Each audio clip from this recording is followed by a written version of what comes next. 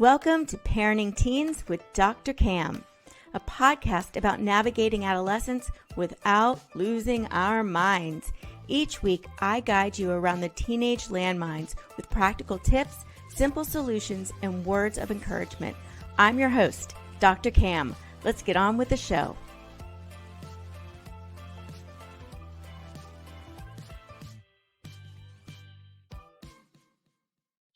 Welcome, parents. Are you baffled about why your teen is so anxious? Do you want to know how to help them? If so, this episode is for you. According to the National Institute of Mental Health, 32% of teens suffered from an anxiety disorder in the last year, and this is compared to about 19% of adults.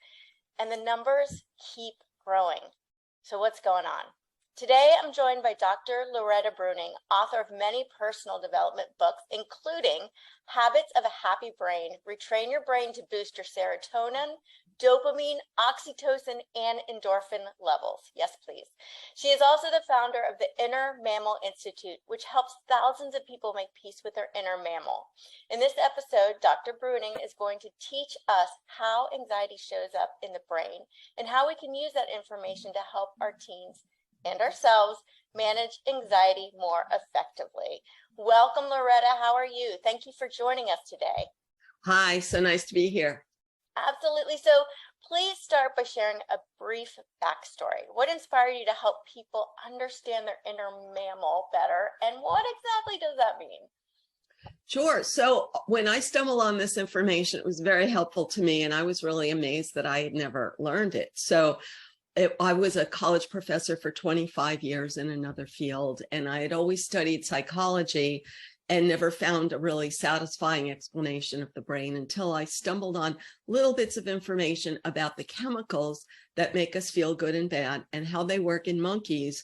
And I was amazed that the same chemicals that we have are in monkeys, and animals can't withhold their reaction or rationalize it with words, so you get to see exactly what the chemical does.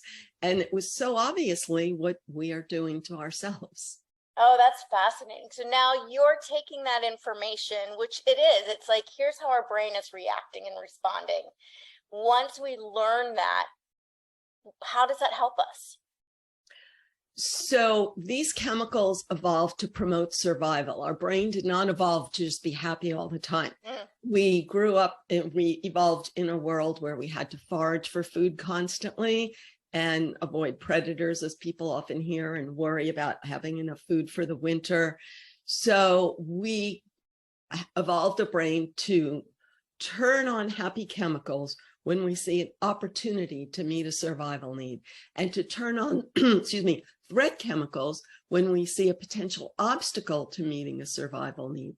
And this is just a simple navigation system that works without the conscious verbal brain, that a good feeling motivates you to go forward and a bad feeling motivates you to pull back. And that's how an animal navigates the world. And that's what we're doing in our limbic brain, which is underneath our verbal brain and actually is the connection between your verbal brain and your body. So your verbal brain doesn't have direct access to your body. It goes through your inner mammal. And it's always working. That explains a lot. So I think when we look at the, survival in the animals, it's one of those, survival and threats are pretty obvious. It's like, I'm going to be eaten. Right? Something is going to physically harm me.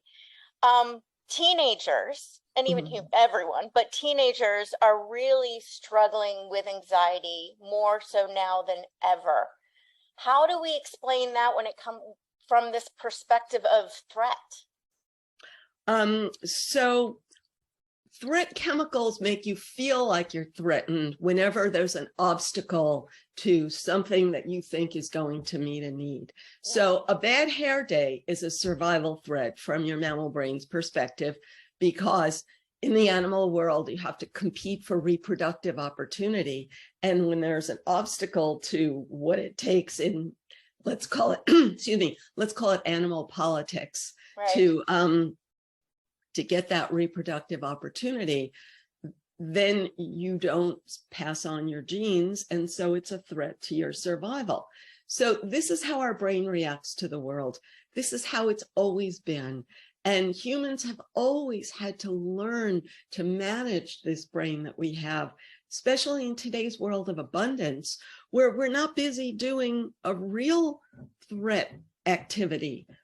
So we take this big engine and apply it to tiny obstacles. Right. They feel extremely scary and threatening to us. And then explain to us a little bit what happens in the brain when we see something or experience a threat. Walk us through what's going on. Sure. So this threat chemical cortisol is released. I mean, if you want to go in more detail, you probably heard about adrenaline. Oh, yeah. So adrenaline is just really the alarm system that says, pay attention, something important is happening. So if I hear a noise in the middle of the night and I'm like, what's that? That's adrenaline. But then sometimes when you hear a noise, you say, oh, it's just, a cat outside banging the wall or something. So when you decide that that noise is bad for you, that's cortisol. So your brain is constantly making a decision. Is this good for me or is this bad for me? And cortisol is that feeling that it's bad for you. So that's intellectualized. That's, you've made the decision, but you make it with neural pathways built from your past cortisol. So neurons connect whenever these chemicals flow, because that's how our brain learns from experience. So anything that triggered your cortisol in the past turns it on faster today. And cortisol lasts in your body for about an hour. So during that time, it's hyper alert to negatives. So I use the simple example that when a gazelle smells a predator, then it doesn't just run. It has to find the predator first so it knows which way to run. So it's looking for information about threats. So that's basically what people are doing, is the cortisol turns on because, like, oh, last time I didn't get invited to that party, so now I'm hyper alert for rejection. So once I turn on the cortisol, everybody, I say, oh, they're rejecting me, they're rejecting me, they're rejecting me. So that's what people are doing. Yeah, so the more we experience it, the stronger those neural pathways become, the faster we then go to that assumption, right?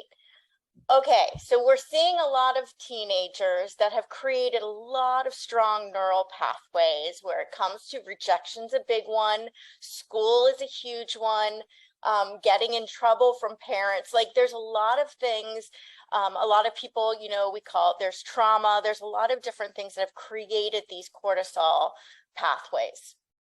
What do we do now? We've got a child that is now having a panic attack when a test is coming up, or when they have to meet somebody new, or we're seeing a lot of this for a lot of variety of reasons. How do we as parents help our kids through this anxiety?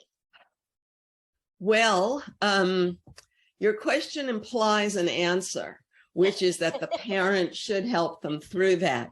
And if I may try a different alternative. I would love that. Yes. What if you don't try to help them through that?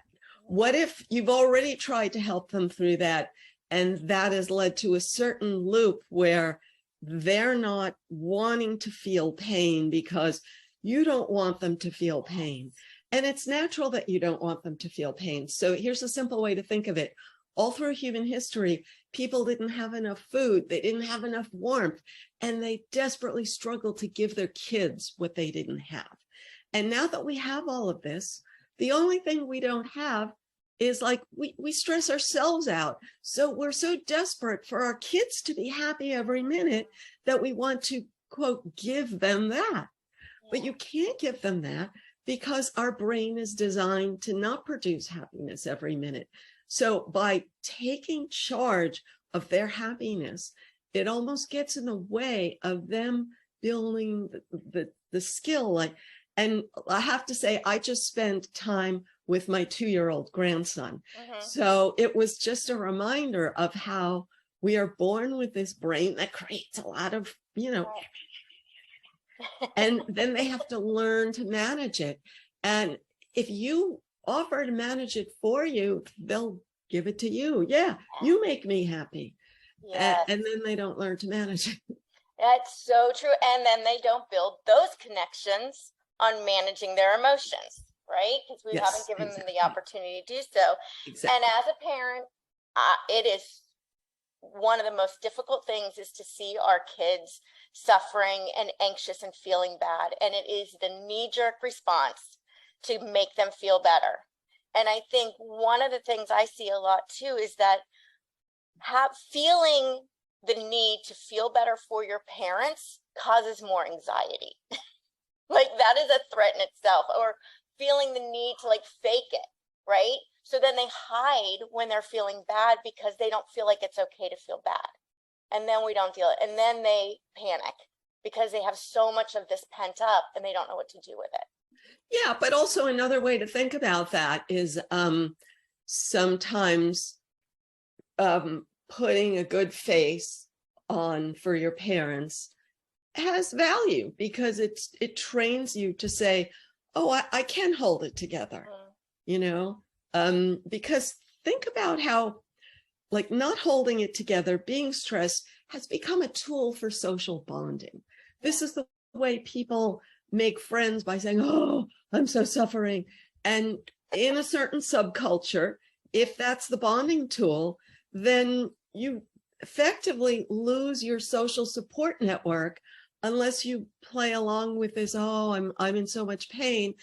And you never even learn another way to see yourself, to feel yourself. So any stepping stone toward showing you, oh yeah, I can do that, is okay. Yeah. So if we're a parent and we're watching our kids getting very anxious, which becomes a threat to us as a parent, and we become anxious, right? So now we're both in that mammal brain. Yes, yes. Now, what do we want to try to do, and even more so, what do we want to avoid doing? Because I see a lot of people kind of getting into this emotional cycle, right? What can you recommend parents do in that situation? We want to do something. We have to do something.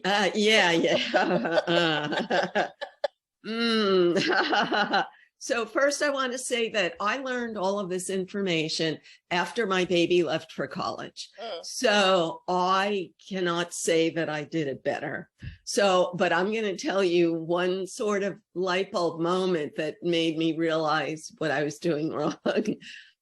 When your teen sort of reveals too much, maybe. I said something casually to my son about having some paper due on Monday.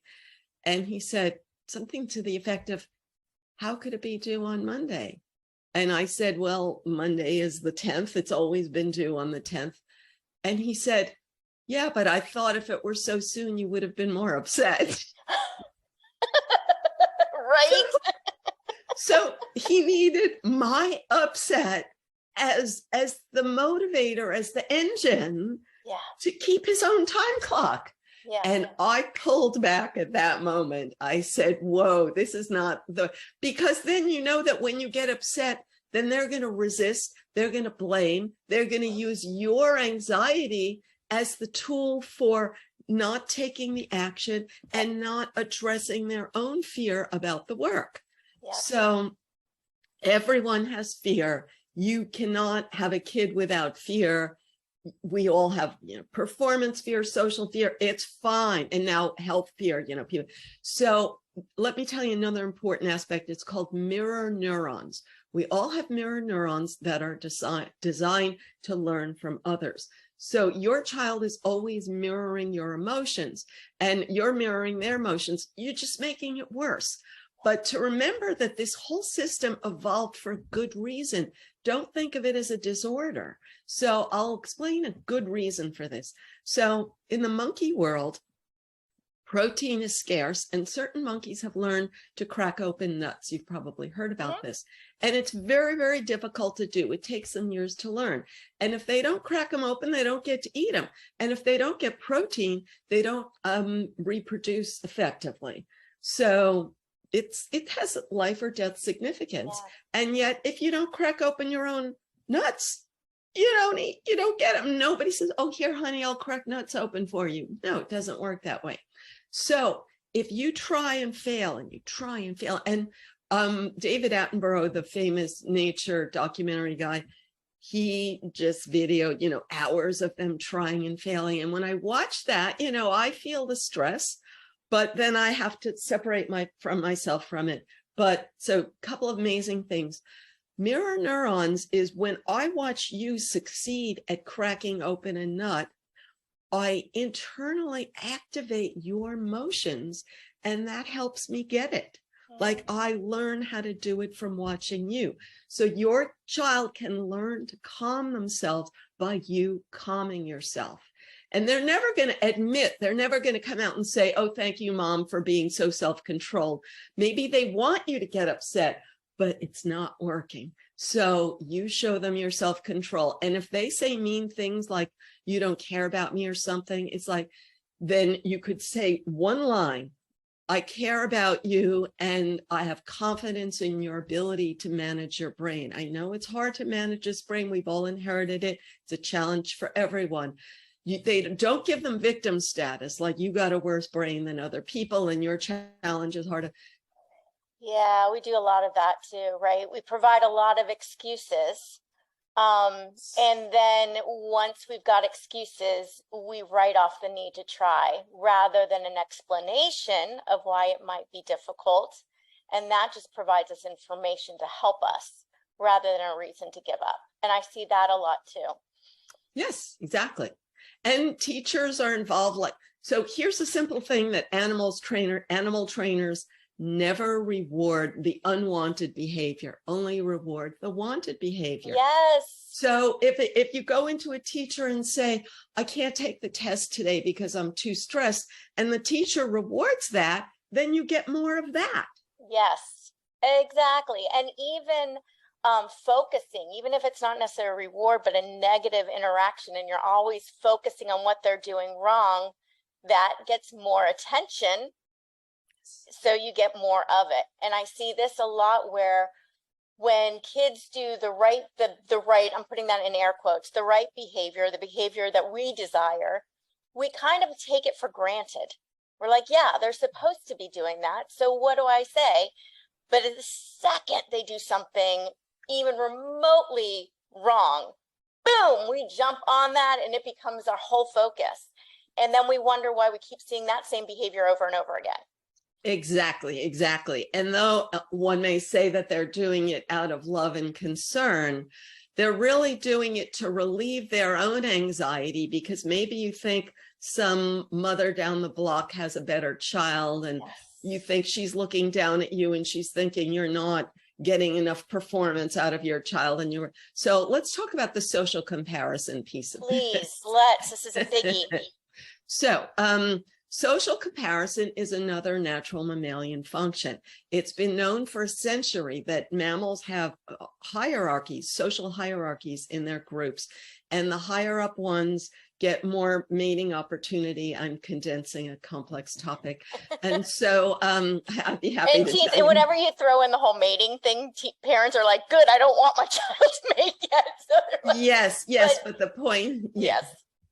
Yeah, so the brain creates life or death feelings about the perception that you have low social status.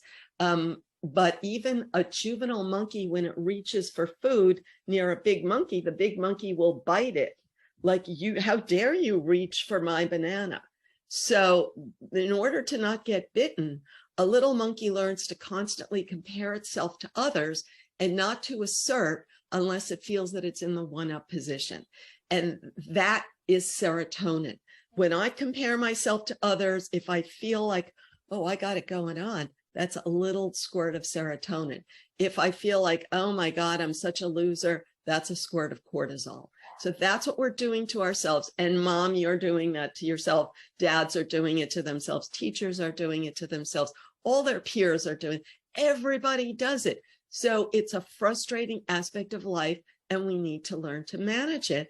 And because we don't have other real needs like getting firewood for the winter, we obsess over this minutia. Yeah. So how do we learn to manage it? What can we do? Sure. First, if I might say, I've written 2 books about that part. In addition to, I think did you mention my core book? But I have another book called Status Games, Why We Play and How to Stop, and another book called I'm Mammal. So I'll put the links in the show notes. Good. So how can we manage it? So the first thing, again, with the mirror neurons is your child is watching the way you are managing it. And they have been their whole life. So you are doing the social comparison dance and you are worried about what will so-and-so think. And everybody has, let's call it the cousin who's doing better than them, and having that bad feeling. That bad feeling is a real physical thing, cortisol in your body, but you triggered it. Don't think they are putting you down, but you put yourself down. And the simple solution is to focus on your strengths rather than your weaknesses, but to put yourself up without putting others down. Now, when I say focus on your strengths, we know that this can lead to a kind of grandiosity, which is not helpful, which we call, the culture where every child has to get a trophy. Right. So realism is essential. And so the point is self-acceptance, to say, I know that I'm comparing myself to others. I know that everyone's doing it and everyone's getting frustrated about it. I can't be good at everything, but when I focus on other people's strengths and my weaknesses, I create a survival threat feeling in my own brain. So you got to learn that. And then you can't take it away from your kid, because every kid on earth has had that. Yes. And here's the thing. If you have a crush on someone and they don't like you back, I know it's painful, but if that's the worst pain you feel, it's because we've grown up in a world without lice and maggots and rats and snakes. Thank God. Yeah. So although in our school district, lice does go around. But I think this ability, I think the big thing I want to just keep pulling out of this is that we as parents try to control and help our kids control their behavior, and we don't pay enough attention to our behavior and how we're displaying it so that they can learn to mirror it. And so, and I've seen, we get angry and yell at them for yelling and being disrespectful. We do that a lot. And so we're telling them one thing and showing them another. One of them too, I see a lot is parents will demand their kids or tell their kids they need to trust them, but give their kids no trust at all, right? There's no trust going the other way. And how can you ask a child to trust you when you don't trust them? Yes. Right. And another big thing is having confidence in your child's skills. So if you are thinking, oh, my poor little baby having to go out into the world and take a test or go to a dance, then they don't have confidence in their own skills because you don't have confidence in their own skills. I think even bigger than that, what I see is not the confidence that they will make a good decision. Parents are terrified, and they see their kids making dangerous, bad decisions. And our reaction is to just shut it down, take over control, take away all control of theirs, saying, you can't make a good decision. What does this do? Yeah, well, I mean, I do want to sympathize with the parent, because you do see them going into a situation where there is potential danger. Terrifying. And, in the past, people had 10 kids and everybody lost a few of them, So I know it sounds crass, but like today it would be, it's such a thing. Yeah. Yeah. So yes, I'm sympathizing with that. But a big thing is for a parent to be, so some parents in the past, we've said parents were too busy with their own thing, but some parents are not busy enough with their own thing. So the threat of your child doing this bad thing is like constantly on your mind, when you should be focused on something else, because they're almost torturing you with it. You know, they're almost giving you a performance. Again, I just spent time with a toddler, and like when I saw the manipulation that this toddler could do, like I couldn't, like that's pretty sophisticated thinking. Yeah.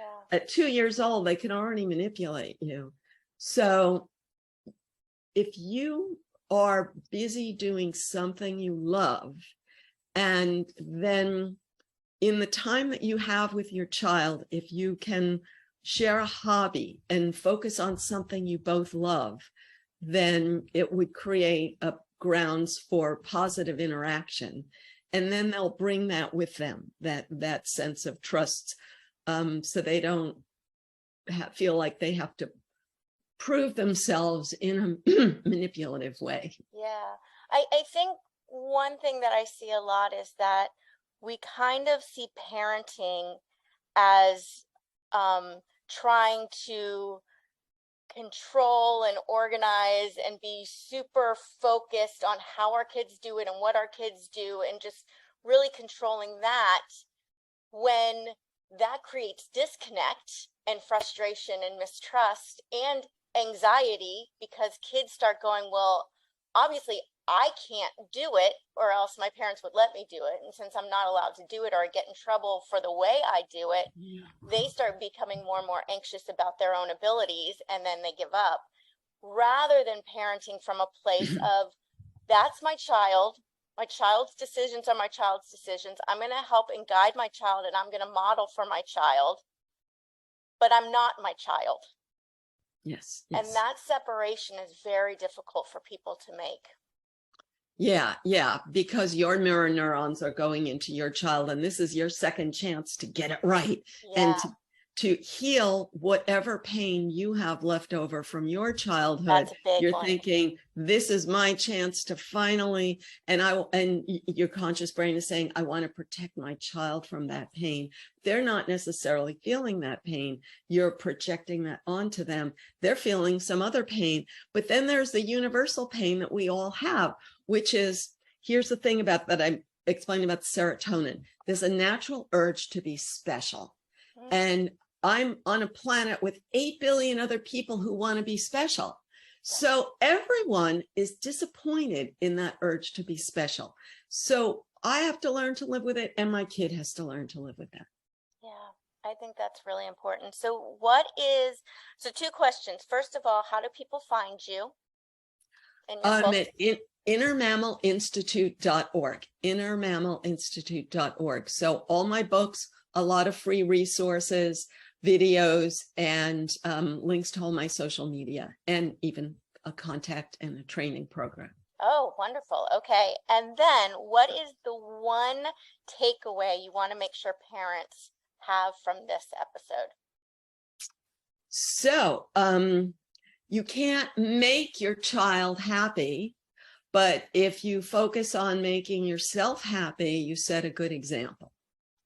That, I could not say that better. That's perfect. Thank you so much, Loretta. I'm so grateful you could join us today. Well, I'm so glad, because I was really worried that you were not going to like what I had to say. What? No, I love what you have to say. This is great. And I love that you come from a different perspective. I think it really helps. It gives people another perspective and another way to kind of grasp a lot of what I try to say. Great. Right? Yeah. Yes. Absolutely. Yes. 100% with you. Thank you. Thank you, parents, for taking time out of your busy day to spend with us. I really appreciate you too. If you want to learn more about how to help your teens thrive, you can grab my top 10 secrets for raising teens at askdrcam.com/parenting-tips. Until next time, have a peaceful, positive, calm day. And that's a wrap. Thanks for joining me today on Parenting Teens with Dr. Cam. Make sure to visit my website, www.askdrcam.com, where you can subscribe to the show in iTunes, Stitcher, or via RSS, so you'll never miss a show again. While you're at it, If you found value in this episode, I'd appreciate a rating on iTunes, and hey, why not share it with a friend too? Be sure to tune in to my next episode. And remember, parenting teens may not be easy, but with my help, it can be a whole lot easier than this.